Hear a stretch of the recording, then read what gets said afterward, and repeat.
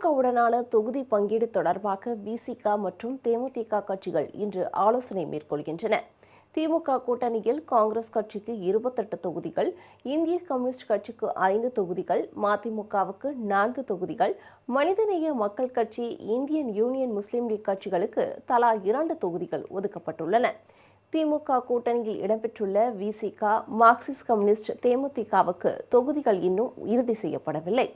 திமுக தரப்பில் விசிகவுக்கு 7 தொகுதிகள் ஒதுக்க முடிவு செய்துள்ளதாக கூறப்படும் நிலையில், இம்முறை இரட்டை இலக்கத்தில் தொகுதிகளை பெற விசிக விரும்புவதால் பேச்சுவார்த்தையில் இழுபறி நீடித்து வருகிறது.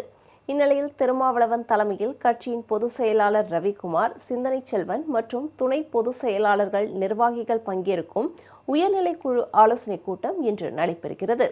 தொகுதி பங்கீடு, தேர்தல் அறிக்கை, வெற்றி வாய்ப்புள்ள தொகுதிகளை தேர்வு செய்வது குறித்து இன்றைய கூட்டத்தில் ஆலோசிக்கப்படுகிறது.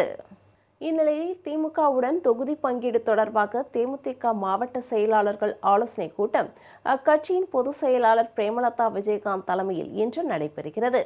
சென்னை கோயம்பேட்டில் உள்ள அக்கட்சியின் தலைமை அலுவலகத்தில் இன்று காலை நடைபெறும் ஆலோசனைக் கூட்டத்தில் தேர்தல் பணிகள் மற்றும் தொகுதி பங்கீடு குறித்து விவாதிக்கப்பட உள்ளதாக தகவல்கள் வெளியாகியுள்ளன.